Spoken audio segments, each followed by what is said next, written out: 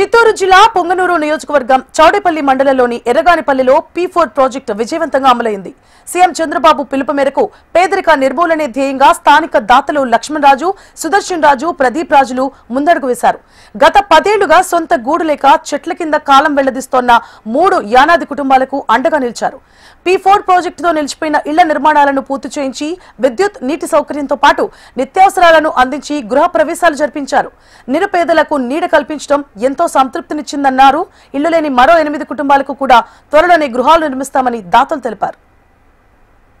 పేట గ్రామ పంచాయతీలో ఎర్రగానపల్లి గ్రామంలో ఎస్టీ యానాదులు ఇండ్లు గత వైసీపీ పాలనలో 8 సంవత్సరాలుగా పెండింగ్లో ఉన్నటువంటి ఇళ్లను గత 2 నెలలుగా దీనిపైన దృష్టి పెట్టి ఇమీడియట్గా దాన్ని పునాదులు కావచ్చు అన్నీ కంప్లీట్ చేయడం జరిగింది. ఈరోజు ఓపెనింగ్ కూడా చేశాం.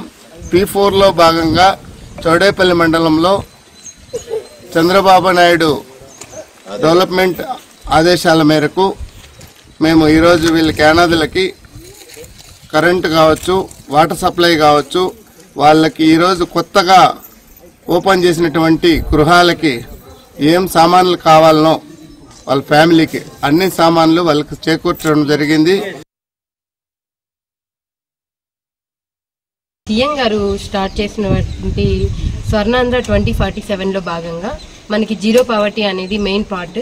అందులో P4 అనే పార్ట్ కింద మనకి బంగారు కుటుంబాలు అనేది మన సచివాలయ ఎంప్లాయీస్ ద్వారా ఆల్రెడీ మనం ఐడెంటిఫై చేశాము.